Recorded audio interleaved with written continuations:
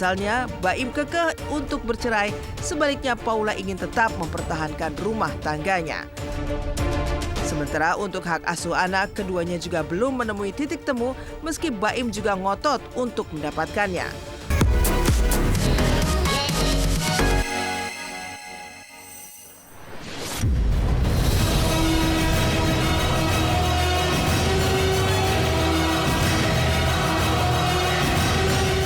Sidang perdana perceraian Baim Wong dan Paula Verhoeven digelar di Pengadilan Agama Jakarta Selatan Rabu kemarin. Baim terlihat datang lebih dahulu pada pukul 9.10 waktu Indonesia Barat, disusul oleh Paula kira-kira pukul 11.33 waktu Indonesia Barat. Menggelitiknya, saat pertama kali bertemu, keduanya pun tidak saling tegur sapa. Panas, inilah 5 fakta sidang cerai perdana Baim Wong Paula yang jadi sorotan, mulai dari penampilan Baim yang necis dan klimis hingga tak saling sapa. Lalu apa kata sahabat Paula secara eksklusif kepada tim Silet bersaksi bahwa tak ada pengkhianatan cinta? Fakta pertama, Paula Verhoeven tebar senyum. Baim tampil klimis dan necis. Benarkah Baim sudah siap jadi duda? Setelah sempat memantik kontroversi di media, perjalanan rumah tangga Baim Wong dan Paula Verhoeven akhirnya tiba di ruang sidang Pengadilan Agama Jakarta Selatan.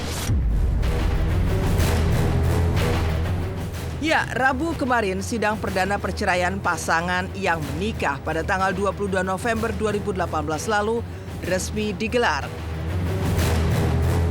Hadir bersama kuasa hukumnya Fahmi Bahmid, Baim tampil klimis dan necis memakai jas serta kacamata coklat seolah menandakan dirinya memang telah siap menjadi duda.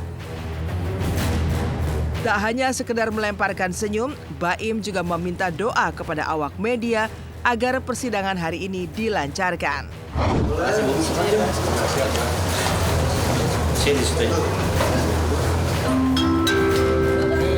Nomor antrian A5 dengan nomor perkara 3407. Silakan masuk ke ruang sidang. Masuk dulu.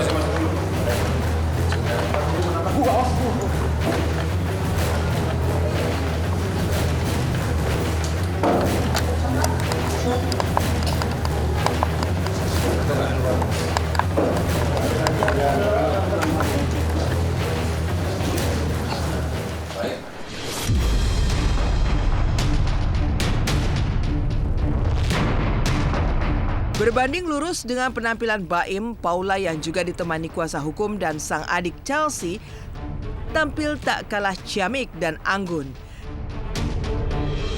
Ya, tubuh cantik dan semampainya dibalut gamis hijau toska dengan hijab yang nyaris senada. Selama sidang, Paula yang selama ini terus dipojokkan Baim dengan sangkaan pengkhianatan cinta atau mendua, justru banyak melempar senyum. Sementara Chelsea, sang adik, memohon doa terbaik untuk sang kakak. Lantas apa kata psikolog hingga pembaca ekspresi wajah terkait pertemuan kembali Baim Paula?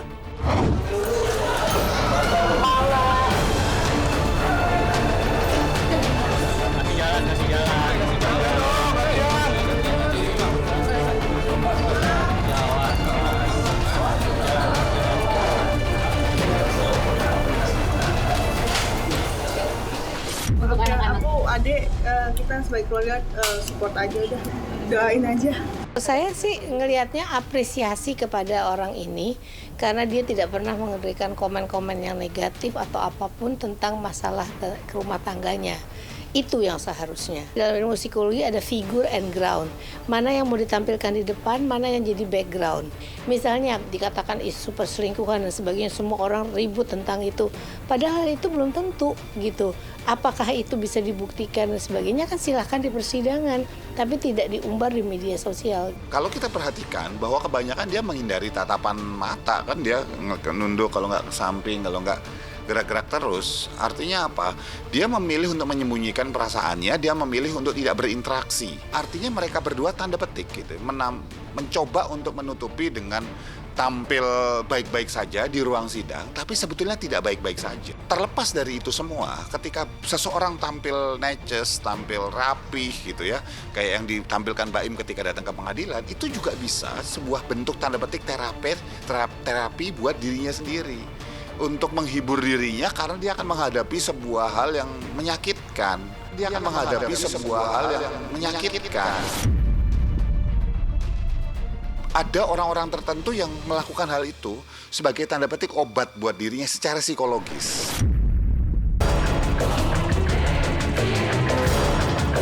Fakta kedua, tak ada interaksi dan saling sapa hingga Paula akhirnya buka suara.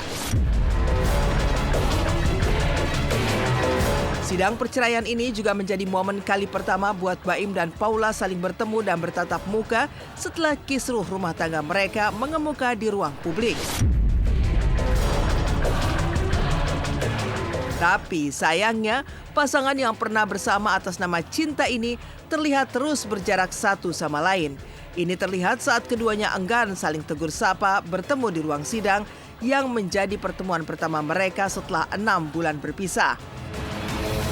Namun saat keduanya hendak menghadap majelis hakim, Baim sempat rekam kamera melemparkan senyum kepada Paula yang dibalas Paula dengan senyuman yang sama. Lalu apa kata Paula yang kemarin akhirnya buka suara angkat bicara?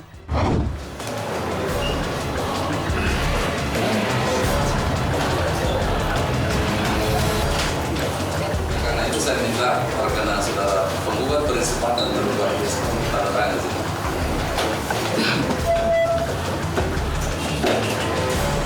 Saksi yang kuasa.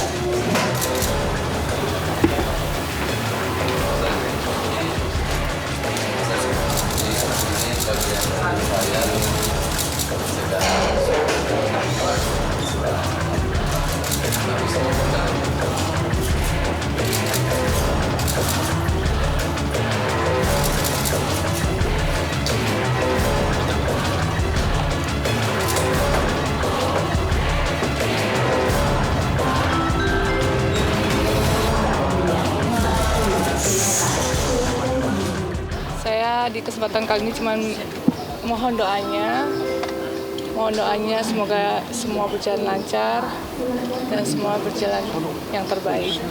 Mereka berhadapan. Kalau komunikasi kan melalui mediator, jadi menyampaikan ke mediator. Ada obrolan, masing-masing ngobrol kok, ke mediator ngobrol.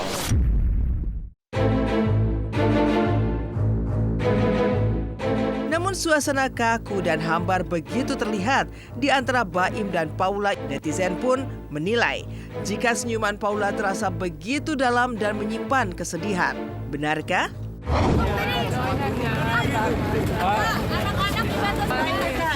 Harapannya apa? Minta doanya aja ya. Soal ini sosoknya itu gimana sih Kak Baim? Boleh sedikit dong sosoknya? Bareng gitu ya, duduk bareng. Abang melihatnya seperti apa sih Bang? Ini kan mereka yang tadinya harmonis terus tiba-tiba. Off the record.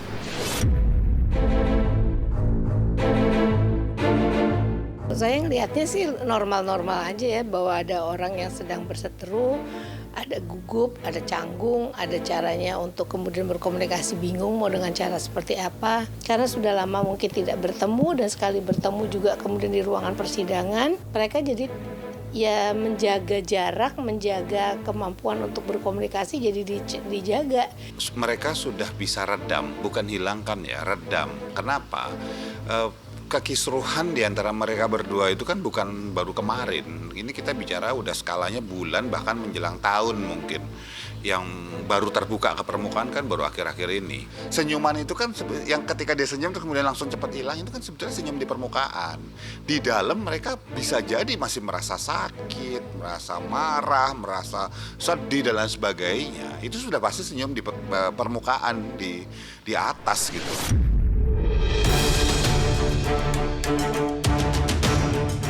Fakta ketiga, Baim Wong kekeh cerai dan keduanya saling rebut hak asuh anak. Sayangnya, sidang yang mengagendakan mediasi di antara pasangan suami istri yang berperkara ini dinyatakan buntu, sehingga harus ditunda hingga pekan depan. Pasalnya, Baim kekeh untuk bercerai, sebaliknya Paula ingin tetap mempertahankan rumah tangganya. Sementara untuk hak asuh anak, keduanya juga belum menemui titik temu meski Baim juga ngotot untuk mendapatkannya. Lantas, apa kata pengacara dari kedua belah pihak terkait jalannya sidang mediasi serta hak asuh anak di antara klien mereka? Kita tidak membahas apa-apa kecuali apa yang terbaik buat anak-anak itu apa. Nah, nanti usulannya hari Senin. Jam 1 siang, Baim insya Allah hadir lagi di sini. Tidak ada yang dilarang dia bertemu, nyantai sama anak-anaknya. Main bareng gitu ya? Main bareng. Cuma kalau anaknya itu tidak ingin ikut, kan kita tidak bisa memaksa.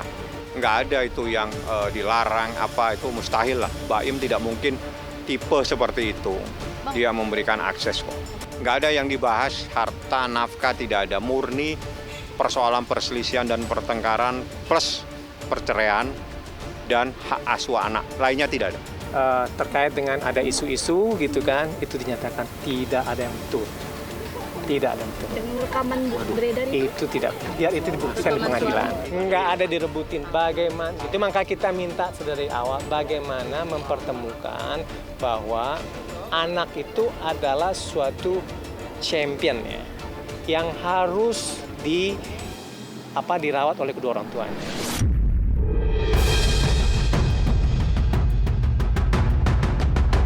Fakta keempat, momen unik Baim diberi makanan oleh fans dan makan di warteg. Menunggu jadwal sidang, Baim dan Paula justru berbeda sikap. Baim terlihat amat santai dan sempat berinteraksi dengan sejumlah pengunjung. Ayah dua anak ini juga tak menampik ajakan berfoto bersama dari para pengunjung, utamanya emak-emak. Lucunya, Baim pun sempat mendapatkan 2 nasi kotak dengan lauk, garang asam, dan ayam goreng, serta dukungan penuh haru dari emak-emak yang merupakan fansnya. Dukungan itu pun sempat membuat Baim berkaca-kaca, serta berulang kali mengucapkan terima kasih. Sementara Paula memilih langsung masuk ke ruang sidang setibanya di pengadilan agama. Yang juga menjadi sorotan adalah aksi Baim yang memutuskan untuk makan di warung makan di dekat pengadilan agama lantaran terlalu lama menunggu sidang cerainya. Selesai makan, Baim meluangkan waktu berfoto bersama para pegawai warung makan serta menemui sejumlah warga yang telah menunggunya sebelum akhirnya bergegas kembali menuju pengadilan.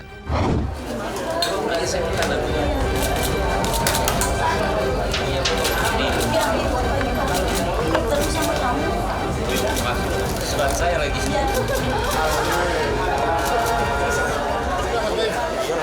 Siap. Makan.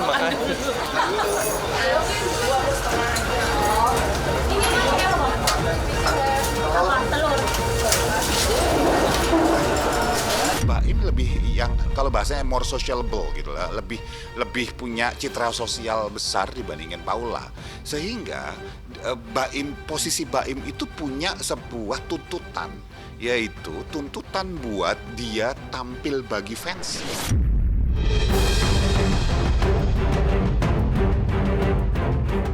Fakta kelima, eksklusif sahabat bantah Paula berkhianat dan pilih kerja. Terlepas dari jalannya sidang perdana perceraian Baim dan Paula yang dipenuhi beragam kejadian dan fakta menarik, di sisi lain selepas sidang Paula justru langsung memutuskan untuk bekerja yang diliput secara eksklusif oleh tim Silet. Ya, model papan atas kelahiran Semarang tanggal 18 September 1987 itu tampil di atas catwalk dalam sebuah acara peragaan busana.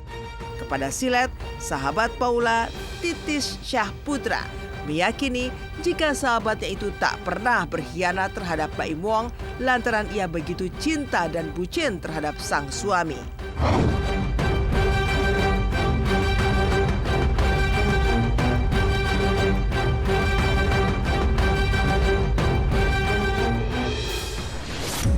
Fashion show-nya support temen Mbak. Doain aja Mbak, makasih ya, maaf ya Mbak. Tentu tidak. Aku bisa 150%, sahabat aku nggak mungkin selingkuh. Nggak mungkin, aku tahu banget Paula itu orang yang cemen banget. Jadi kayak untuk ngelakuin hal-hal yang aneh-aneh itu nggak mungkin banget. Dia sangat orang yang sangat cupu.